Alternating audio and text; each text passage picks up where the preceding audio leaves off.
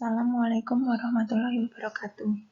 Kami dari kelompok 5 ingin mempresentasikan mengenai tax planning PPh pasal 2126 yang beranggotakan Arifah Sulistiani, Lutfi Rahmaniah, Eka Novia Susianti, Givari Yusuf Adrian, dan Hamisa Junior Latesa. PPh Pasal 21 adalah pajak penghasilan sehubungan dengan pekerjaan jasa dan kegiatan yang dilakukan wajib pajak orang pribadi subjek pajak dalam negeri, yang berupa gaji, upah, honorarium, tunjangan, dan pembayaran lainnya. Penerima penghasilan disebut WPOP sebagai subjek pajak dalam negeri atau SPDN dikenai dengan PPh Pasal 21. Sedangkan penerima penghasilan sebagai subjek pajak luar negeri atau SPLN selain bentuk usaha tetap atau BUT dikenai PPh Pasal 20. Potongan PPh Pasal 21 sesuai peraturan Dirjen Pajak Nomor Per 31/PJ/2012, pemotong PPh Pasal 21 dan atau PPh Pasal 26 adalah: yang pertama, pemberi kerja, baik itu orang pribadi, badan, dan cabang perwakilan yang terkait pembayaran gaji, upah, honorarium, tunjangan, dan pembayaran lainnya. Yang kedua, bendahara atau pemegang kas pemerintah, termasuk bendahara atau pemegang kas pada pemerintah pusat, termasuk institusi, TNI atau Polri, dan pemerintah daerah, instansi atau lembaga pemerintah, dan lembaga negara lainnya. Yang ketiga, dana pensiun banda penyelenggara jaminan sosial tenaga kerja dan badan-badan lain yang membayar uang pensiun dan tunjangan hari tua atau jaminan hari tua. Pemotong PPh Pasal 21. Yang selanjutnya adalah orang pribadi yang melakukan kegiatan usaha atau pekerjaan bebas dan badan yang membayar honorarium, komisi, fee, atau pembayaran lain sebagaimana imbalan sehubungan dengan jasa dan atau kegiatan yang dilakukan oleh orang pribadi dengan status pajak dalam negeri. Yang kedua, honorarium, komisi, fee, atau pembayaran lain sebagaimana imbalan sehubungan dengan jasa dan atau kegiatan yang dilakukan oleh orang pribadi dengan status pajak luar negeri. Yang ketiga, honorarium, komisi, fee, atau imbalan lain kepada peserta pendidikan, pelatihan, dan magang. Pemotong PPh Pasal 21 yang terakhir adalah penyelenggara kegiatan termasuk badan pemerintah, organisasi yang bersifat nasional dan internasional, perkumpulan orang pribadi, serta lembaga lainnya.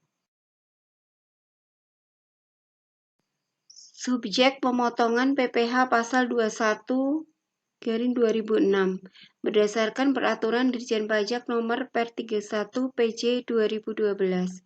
Subjek pajak yang dipotong PPh Pasal 21 atau Pasal 26 atau disebut subjek pemotongan adalah orang pribadi yang menerima atau memperoleh penghasilan sehubungan dengan pekerjaan, jabatan, jasa, atau kegiatan. Penerima penghasilan yang dipotong PPh Pasal 21 dan atau Pasal 26 adalah orang pribadi yang merupakan pegawai, penerima uang pesangon, pensiun, dan atau manfaat pensiun, tunjangan hari tua, atau jaminan hari tua, termasuk ahli warisnya. Yang ketiga, bukan pegawai yang menerima atau memperoleh penghasilan sehubungan dengan pekerjaan jasa. Yang keempat, anggota Dewan Komisaris atau Dewan Pengawas yang tidak merangkap sebagai pegawai tetap pada perusahaan yang sama. Yang kelima, mantan pegawai. Dan yang terakhir, peserta kegiatan yang menerima dan memperoleh penghasilan sehubungan dengan keikutsertaannya dalam suatu kegiatan.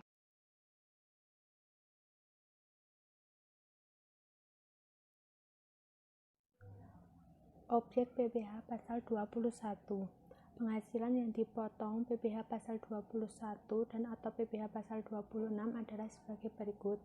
Yang pertama, penghasilan yang dipotong PPh Pasal 21 dan atau PPh Pasal 26 sesuai Dirjen Pajak Nomor PER strip 31/PJ/2012 adalah sebagai berikut. Kemudian ada poin A, penghasilan yang diterima atau diperoleh pegawai tetap baik berupa penghasilan yang bersifat teratur maupun tidak teratur. B, penghasilan yang diterima atau diperoleh penerima pensiun secara teratur berupa uang pensiun atau penghasilan sejenisnya.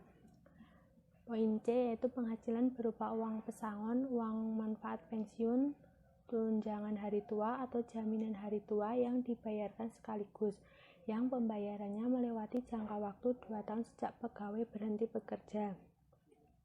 Kemudian yang D, penghasilan pegawai tidak tetap atau tenaga kerja lepas berupa upah harian, upah mingguan, upah satuan, upah borongan, atau upah yang dibayarkan secara bulanan.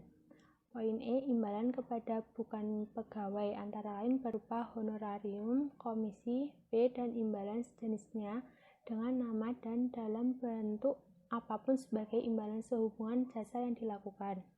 F, imbalan kepada peserta kegiatan antara lain berupa uang saku, uang representasi, uang rapat, honorarium, hadiah atau penghargaan dengan nama dan dalam bentuk apapun, dan imbalan sejenis dengan nama apapun.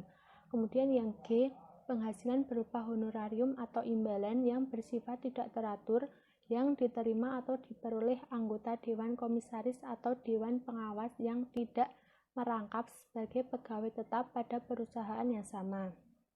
H, penghasilan berupa jasa produksi, tantim, gratifikasi, bonus atau imbalan lain yang bersifat tidak teratur yang diterima atau diperoleh mantan pegawai. Kemudian yang terakhir poin I, penghasilan berupa penarikan dana pensiun oleh peserta program pensiun yang masih berstatus sebagai pegawai dari dana pensiun yang pendiriannya telah disahkan oleh Menteri Keuangan.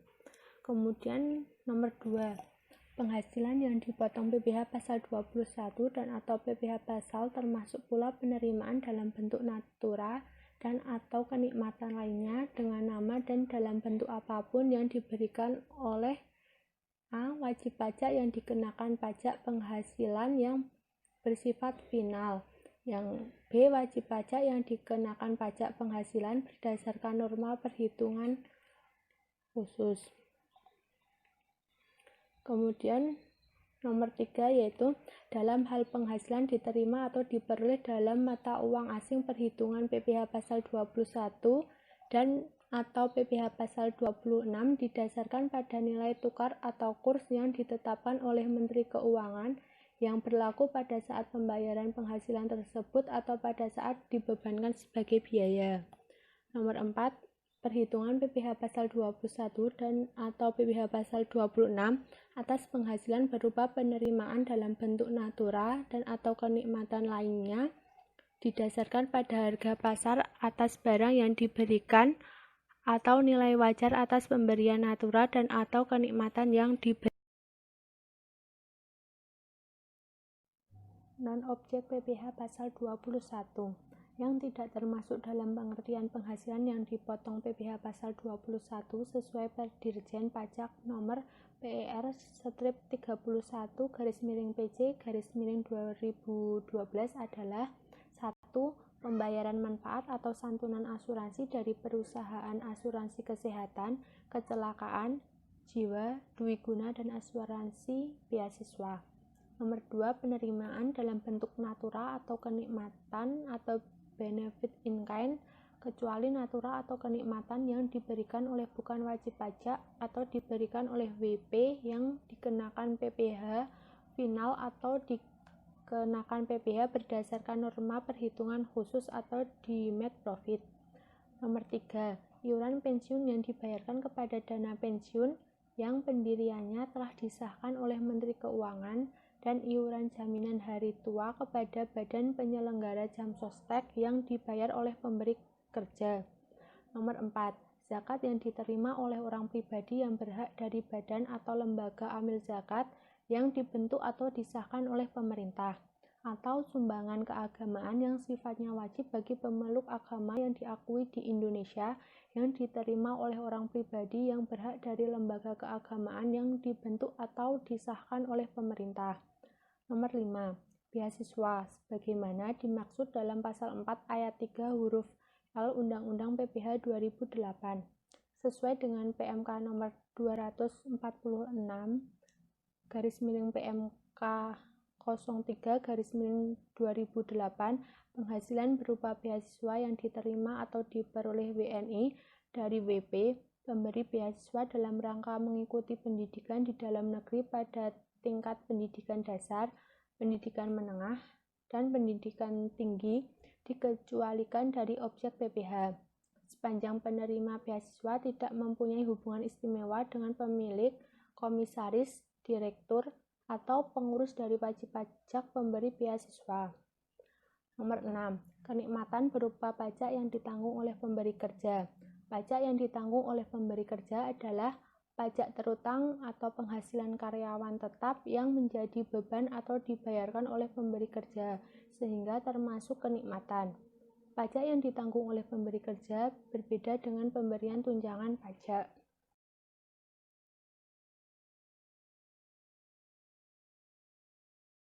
Kebijakan atau metode pemotongan PPh pasal 21.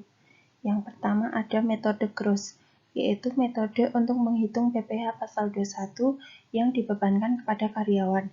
Dalam hal ini, jumlah PPh pasal 21 yang terutang akan ditanggung oleh karyawan itu sendiri, sehingga benar-benar mengurangi penghasilan.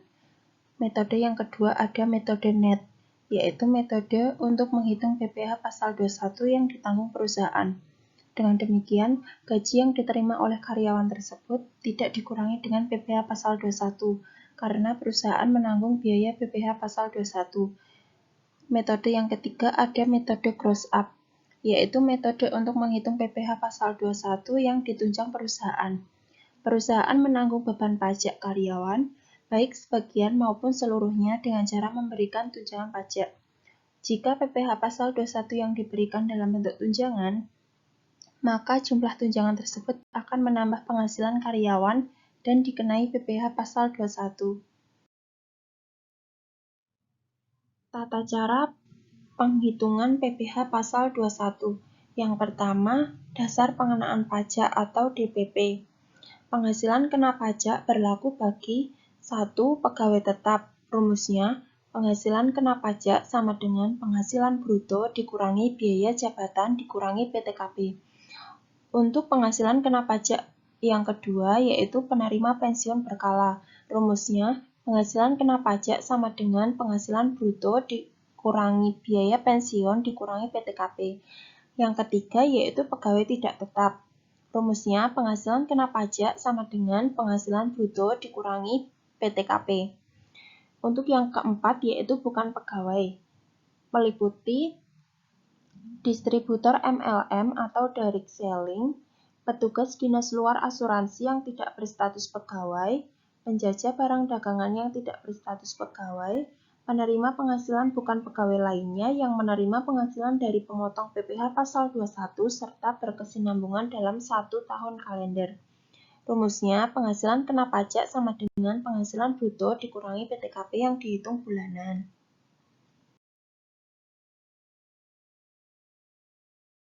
Selanjutnya tentang pengurangan yang diperbolehkan dalam tata cara penghitungan PPh pasal 21. Yang pertama ada biaya jabatan. Pengurangan ini diperbolehkan tanpa memandang apakah yang bersangkutan memiliki jabatan atau tidak. Hanya boleh dikurangkan dari penghasilan bruto pegawai tetap. Yang kedua ada biaya pensiun. Hanya boleh dikurangkan dari penghasilan bruto seorang pensiunan yang berupa uang pensiun yang dibayarkan secara berkala atau bulanan. Yang ketiga ada iuran yang terkait dengan gaji, yaitu iuran yang dibayar oleh pegawai kepada dana pensiun yang pendiriannya telah disahkan oleh Menteri Keuangan. Yang keempat ada penghasilan tidak kena pajak atau PTKP, merupakan batasan penghasilan yang tidak dikenai pajak bagi orang pribadi yang berstatus pegawai. Selanjutnya tentang tarif pajak. Yang pertama, tarif pasal 17 Undang-Undang Nomor 36 Tahun 2008 yang berlaku mulai 1 Januari 2009, yaitu lapisan penghasilan kena pajak sampai dengan 50 juta dikenakan tarif pajak 5%, sedangkan untuk tarif non-NPWP-nya itu dikenakan 6%. Lapisan penghasilan kena pajak di atas 50 juta sampai dengan 250 juta dikenakan tarif pajak 15%. Sedangkan untuk tarif non-NPWP-nya itu 18%.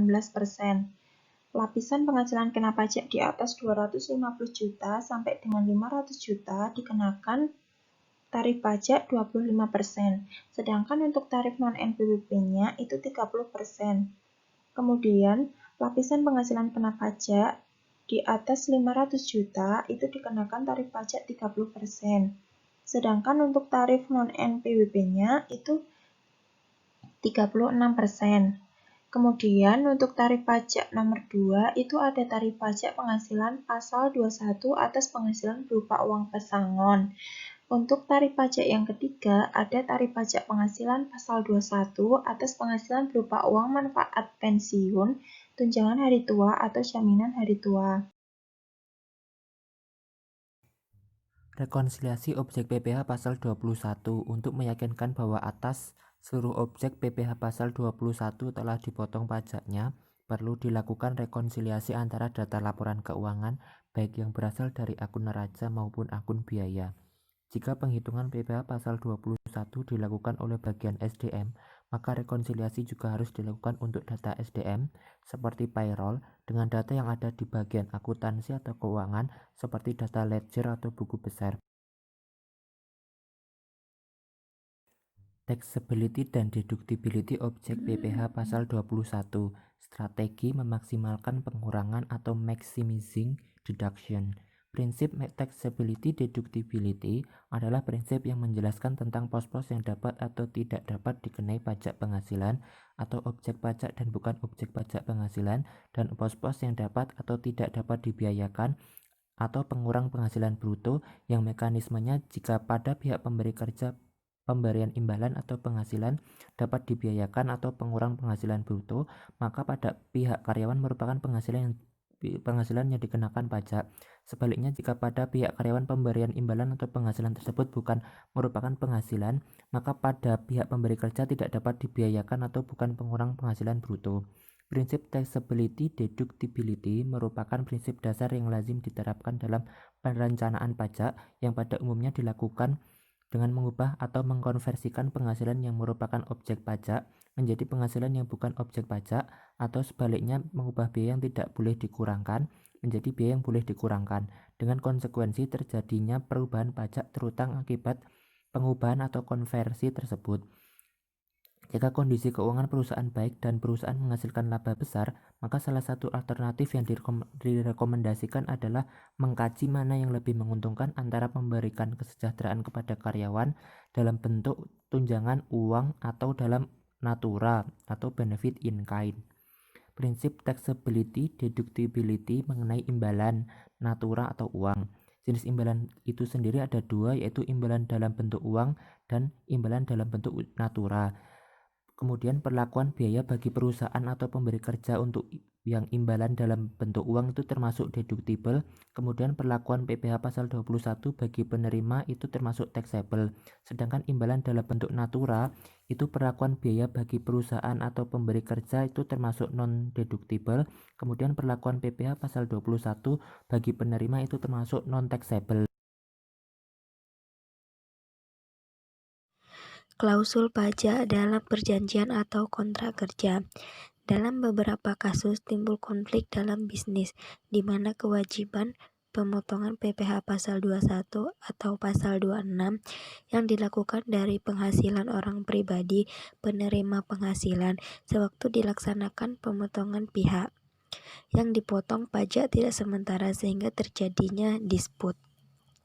Masalah perpajakan yang berhubungan dengan pekerjaan, jasa, atau kegiatan antara lain meliputi tenaga ahli yang melakukan pekerjaan bebas yang terdiri dari pengacara, akuntan, arsitek, dokter, konsultan, notaris, penilai, dan aktuaris dikenakan tarif 50% dan jumlah penghasilan bruto. sehubungan dengan pemberian jasa selain pegawai dan tenaga ahli yang dalam pemberian jasanya memperkerjakan orang lain sebagai pegawainya dan atau melakukan penyerahan material atau bahan, dikenakan sebesar tarif PPh pasal 17 ayat 1 huruf A dari nilai proyek. Fenomena tersebut sering terjadi dalam pembuatan perjanjian atau kontrak kerja yang tidak mengindahkan aspek perpajakannya.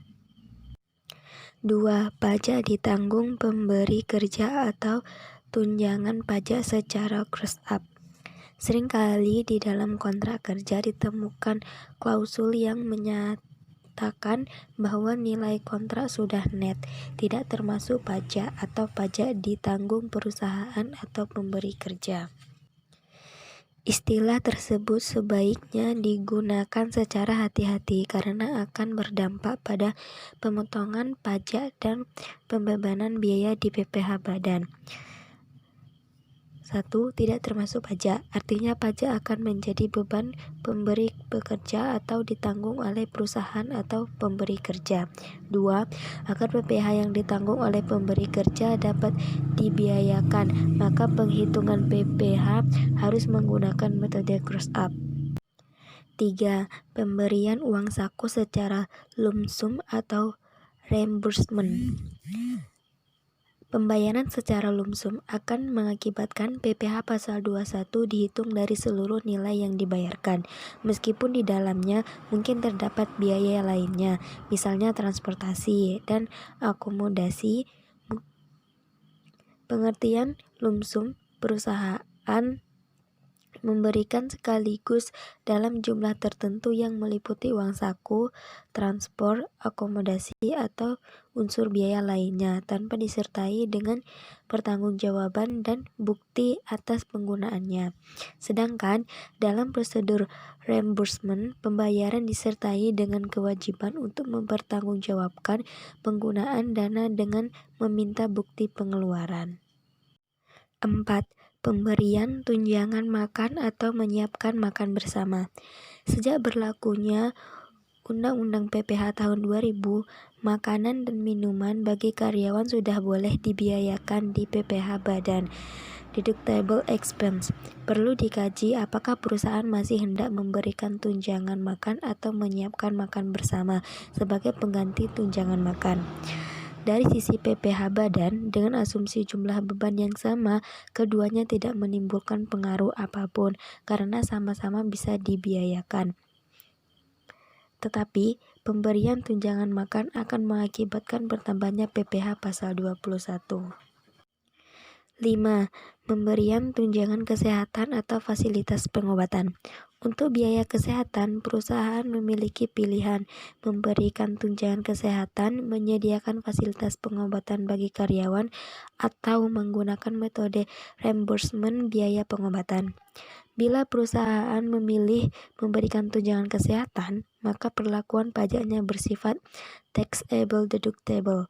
Artinya tunjangan kesehatan merupakan objek PPh pasal 21 bagi karyawan atau penghasilan dan merupakan biaya bagi perusahaan. Bila perusahaan menyediakan fasilitas pengobatan, maka perlakuan pajaknya bersifat non-taxable, non-deductible. Artinya hal itu bukan penghasilan bagi karyawan dan bukan biaya bagi perusahaan. Bila pengguna metode reimbursement, maka perlakuan pajaknya bersifat non-taxable, non-deductible bila persyaratan reimbursement dapat dipenuhi, yaitu tidak boleh ada markup, bukti asli diserahkan ke perusahaan, bukti dibuat atas nama perusahaan atau atas nama karyawan, KIK perusahaan, dan diatur dalam kontrak kerja antara perusahaan dengan karyawan. Bersifat taxable deductible bila persyaratan reimbursement tidak dapat dipenuhi. Dalam hal ini, esensinya adalah karyawan menerima uang dari perusahaan yang kemudian digunakan untuk membayar biaya pengobatan. 6. Meminimalkan tarif pajak PPh pasal 21. Penerapan tax planning dalam PPh pasal 21 antara lain dengan cara 1. Pada perusahaan yang PPh badannya tidak dikenai pajak bersifat final, diupayakan semisal mungkin memberikan kesejahteraan karyawan dalam bentuk natura atau kenikmatan atau benefit in kind, karena pengeluaran tersebut tidak dapat dibebankan sebagai biaya bagi perusahaan. 2. Untuk perusahaan yang PPh badannya dikenakan pajak bersifat final, memberikan tunjangan kepada karyawan dalam bentuk natura atau kenikmatan merupakan salah satu pilihan untuk menghindari lapisan tarif maksimum PPh pasal 21. Pilihan pemberian dalam bentuk kenikmatan atau natura atau dalam bentuk tunjangan tidak mempengaruhi PPh badan karena pendapatan perusahaan sudah dikenai PPh final. Tetapi untuk tujuan komersial, baik pemberian dalam natura, kenikmatan, atau dalam bentuk tunjangan tetap bisa menjadi pengurangan penghasilan bruto untuk penghitungan penghasilan neto. Ketiga, untuk perusahaan yang PPh badannya dikenai pajak bersifat final, contohnya perusahaan jasa kontribusi, maka efisiensi PPh pasal 21 karyawan dapat dilakukan dengan cara memberikan semaksimal mungkin tunjangan karyawan dalam bentuk natura atau kenikmatan yang bukan merupakan objek pajak PPh pasal 21 sebagai salah satu pilihan untuk menghindari lapisan tarif maksimum PPh pasal 21. Selain itu, pengeluaran untuk pemberian natura atau kenikmatan tersebut tidak memengaruhi besarnya PPh badan. Terapan tax planning terkait dengan PPh pasal 21. Alur perencanaan pajak PPh pasal 21. Setiap perusahaan berusaha memaksimalkan kesejahteraan pemilik perusahaan dengan memaksimalkan nilai perusahaan, memperoleh laba sesuai keinginan. Untuk mengejar laba maksimal, perusahaan melakukan berbagai upaya. Salah satu upaya tersebut adalah menghemat beban pajak melalui perencanaan pajak. Upaya penghematan beban pajak yang dilakukan perusahaan harus tetap memperhatikan peraturan perpajakan atau asas legalitas. Perencanaan pajak mulai dengan menganalisis dan memastikan metode penghitungan pajak penghasilan pasal 21 yang lebih efisien serta memperhatikan mekanisme taxability deductibility. Nah, kalian dapat melihatnya di halaman 105. Strategi perencanaan pajak untuk mengefisiensikan beban pajak. Menyusun perencanaan pajak sesuai dengan kondisi perusahaan dimulai dengan strategi mengefisiensikan beban pajak atau penghematan pajak. Selain itu, apa yang dilakukan perusahaan harus bersifat legal atau tax avoidance supaya terhindar dari sanksi pajak di kemudian hari. Agar perencanaan pajak sesuai dengan yang diharapkan, perusahaan perlu melakukan analisis terhadap metode-metode dan kebijakan-kebijakan yang digunakan, serta membuat strategi agar efisiensi beban pajak dapat tercapai.